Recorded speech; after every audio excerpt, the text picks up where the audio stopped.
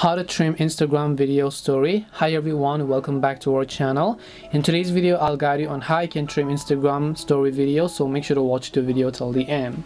Now if you're aware that Instagram has a new update that will let you upload videos for up to 1 minute long. So without cropping them, it is going to be going on for 1 minute. If your video is longer than 1 minute, then the only first 1 minute is going to show, the rest are going to get trimmed automatically.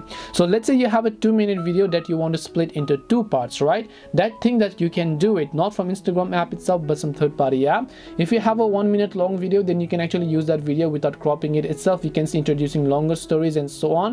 You'll be able to add the video automatically without cropping them. But if it's longer than 1 minute, then what you have to do is you have to download any of the applications over here. So open your Play Store and then just search for Video Splitter application. I'm personally using this app, but you can use any other application.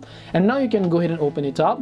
Now we're going to simply select a video that is going to be longer than 1 minute, let's say. So let's say that this is actually a 19-second or 20-second video, but you want to actually go ahead and customize it. So go to custom, and then you want to customize every 59 seconds or maybe every 58 seconds or anything as such, so that your video is going to get split in that. It's going to get splitted into 2 parts. Want to split the video into 2 parts by tapping the split now option. You can come to the Instagram app, tap the your story option, add the first part of the video and upload it, and the second part also, the second part that you've trimmed, you can add them. But right from Instagram itself you will not be able to do so. If you're trying to upload longer than 1 minute, then it is going to get cropped automatically. The other part is not going to show. The only way to achieve this is by using a third-party application. Split the video into 2 parts and then upload them accordingly.